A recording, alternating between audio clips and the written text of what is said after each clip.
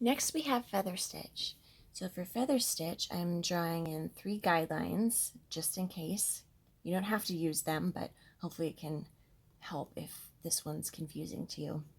So I am going to come up like I am doing a fly stitch.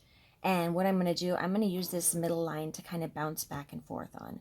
So when I go down, I'm going to go down on the other side of it.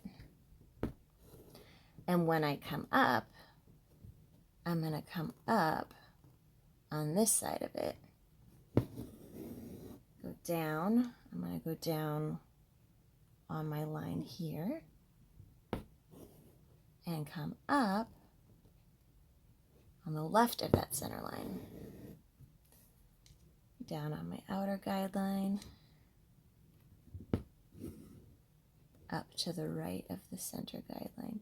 And technically we should have all these lining up. So every time we come back up, it lines up along here.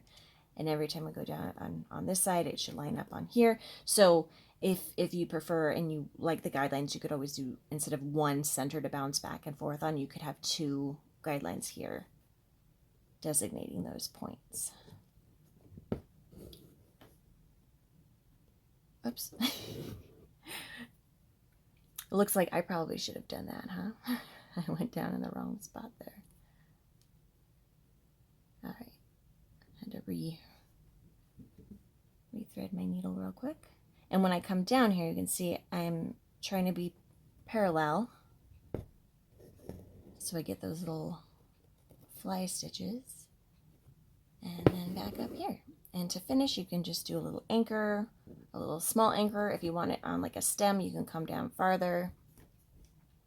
You can see the other examples I have here where these were just smaller stitches. Here I did a narrow stitch and then I made them wider as I went down.